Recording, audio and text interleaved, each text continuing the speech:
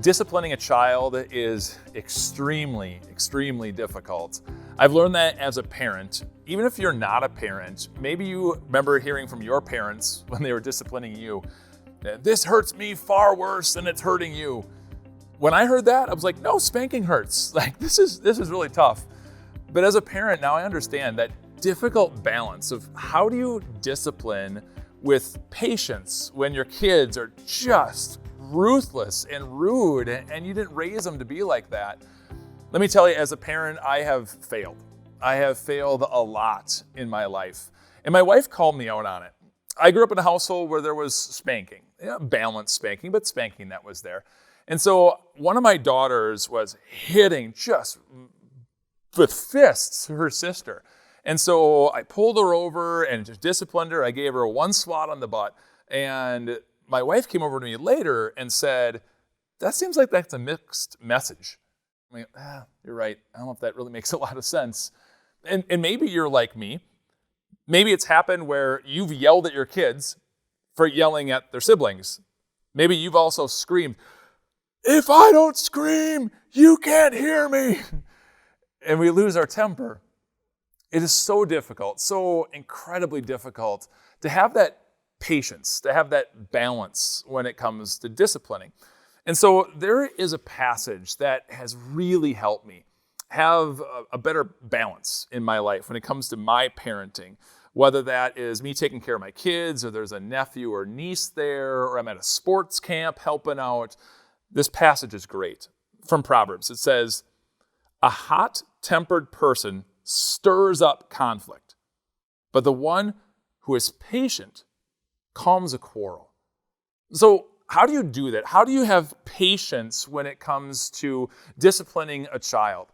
And the easiest way I have found is to try to get eye level. So let me do that here. I'm going to push away the stool that I've been using so my legs aren't falling asleep while we're here recording. And I have found that when I'm with my daughters, and I've got little ones, and if I get eye level to them, it's really hard for me to stir up in anger when I'm talking eye level. And when I have stirred up in anger, I've also learned to apologize, to get eye level to my daughter and to say, "Daddy messed up. Daddy lost his temper. Will you please forgive me?" And to model for them what that exactly looks like. And to have discipline, there's got to be consequences, but when you're eye level, there's a patience that comes in. Maybe you've got older kids, and so for you with them, you could sit down on the couch. Rather than standing over your child and yelling and screaming, which happens so easily. But when you're eye level, there's this patience that can come out of you, a balance when it comes to discipline. And God has this amazing thing to say when it comes to discipline here in the book of Hebrews. He says, "No discipline seems pleasant at the time, but painful. Later on, however, it produces a harvest of righteousness and peace for those who've been trained by it." How can you bring a harvest of righteousness to your child, to your nephew, to your niece, to someone you're helping at a sports camp when you're losing your temper? So get eye level with them. Bring righteousness to them, and they'll be trained by it. When you live that way, when you live differently in your discipline, it'll make all the difference to bring patience to them, and patience will come out of them. I am so thankful for how my parents raised me. They had discipline for me, but it was a balance that was there. One of the most memorable ways my parents punished me is they made me choose my punishment. That worked really well.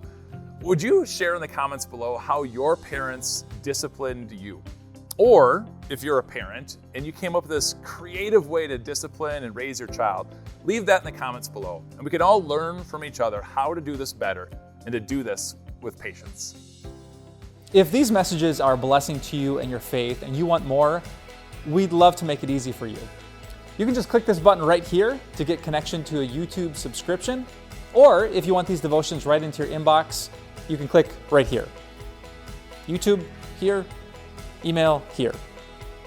Email here, YouTube there. Click both these buttons. We'll give you as much Jesus as we can because we know that Jesus is all that we need.